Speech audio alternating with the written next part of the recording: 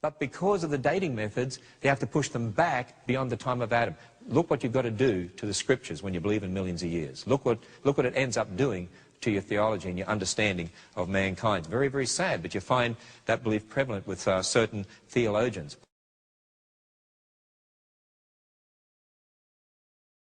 By the way, you know, just recently it's reported that they found in Portugal a skeleton with characteristics of both Neanderthal and modern humans. In other words, they're interbreeding. What does that mean, by the way, if that's true? It means they're all the one race, right?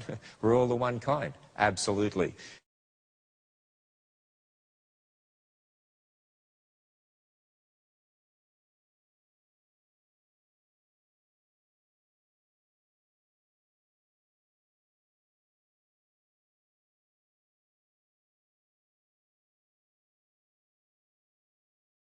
In fact, Neanderthal man probably lived back towards the time of the flood, and there's a suggestion by one researcher that certain of the characteristics of his skull indicates that he was very old. Not that he was primitive, but grew to a very old age. And you know what's interesting about that? What's interesting is this: the Bible records that people after the flood still lived for hundreds of years for a while, until we are where we are today.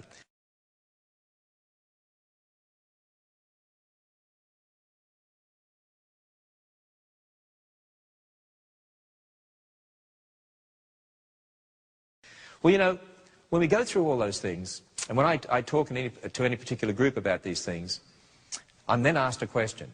Well, if this is all true, and there's only one race, and we all go back to Adam, and so on, you can explain the fact we all have the same skin color, etc., and the event of the Tower of Babel, and so on.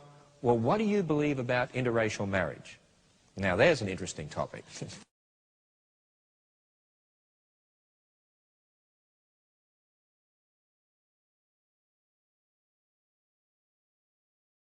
So I thought, well, let's bite the bullet and let's deal with interracial marriage. Okay, first of all, what I would say is this. Because there really is only one race, in essence, there's really no such thing as interracial marriage, right? Now, we might talk about intercultural marriage or inter-people group marriage, right? But not interracial marriage, again, because I believe we should get rid of that term races.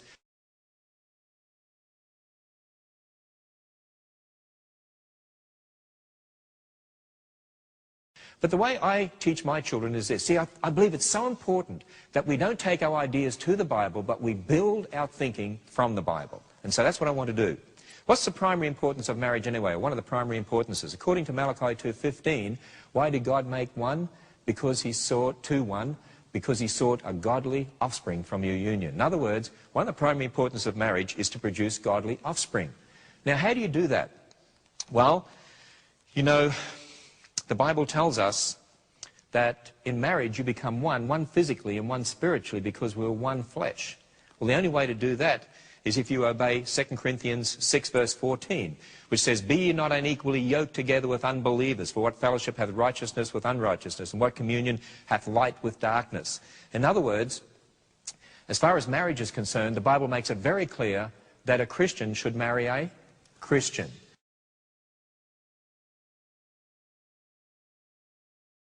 I mean, that's just absolutely foundational. That's why I get so upset today when I see so many young people in our churches who will date non-Christians and say, oh, I'll trust, you know, my wife or my husband will become a Christian after we're married, and I'm praying that they will. You play with fire, you get your fingers burnt. I mean, there may be exceptions where that happens, but it's not the rule, by the way. And that still, even if your partner became a Christian after you're married, it still doesn't take away from the fact that it was wrong to do that in the first place. Because the Bible makes it very clear, be ye not unequally yoked. In fact, I've got a question for you. According to the Bible, not your opinion, according to the Bible only, which impending marriage does God counsel against? A Christian man with dark skin and a Christian woman with light skin, or a non-Christian man with, say, middle brown skin and a non-Christian woman with light skin, or a non-Christian light-skinned man and a Christian light-skinned woman? You know, the only one that the Bible counsels against is the non-Christian and the Christian.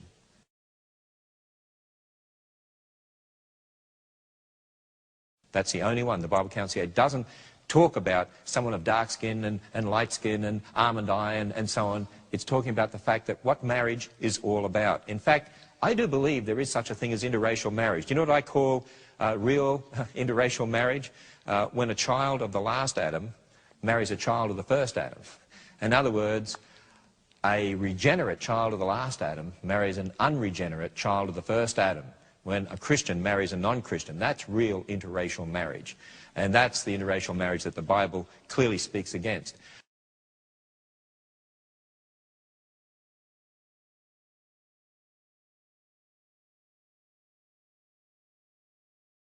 But I always counsel people at the same time, something else that's very, very important here. You see, because of the Tower of Babel, when people split up and went to different places all over the world, they developed different cultures. And because of the different languages and so on, people from different cultures can think in a totally different way. And so I would always say to somebody, if you're from a different culture to your partner, if you want to marry someone from a different culture, a totally different culture, then I need to talk to you about the fact that you may have problems in communication because you may not think the same way. I know a person who's married, American, who married a Japanese lady. They're both Christians and a wonderful couple. But he said they still have problems in communication sometimes because they come from totally different cultures.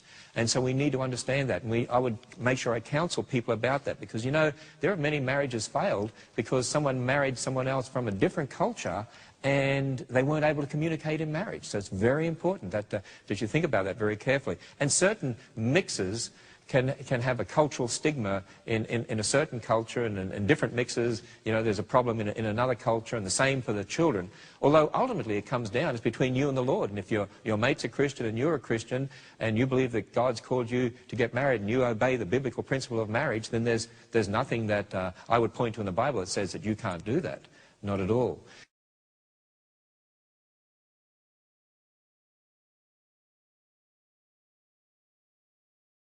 You know, one of the sad things, I see people, and I see this in America a bit, where I find parents who are more concerned that their child not marry someone from a so-called different race than whether the person they're marrying is a Christian or not. And that tells you there's something very basically wrong right there.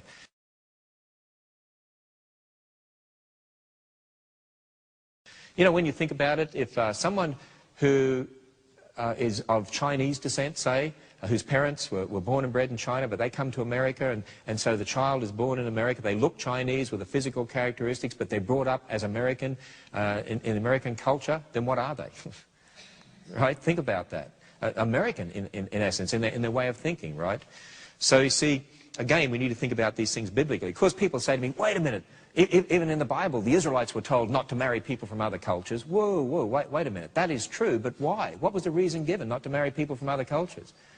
Because they were pagans, because they didn't worship the true God. And that was one of the things that kept happening to the Israelites, marrying people from a different culture who didn't worship the true God, and then it destroyed them, didn't it?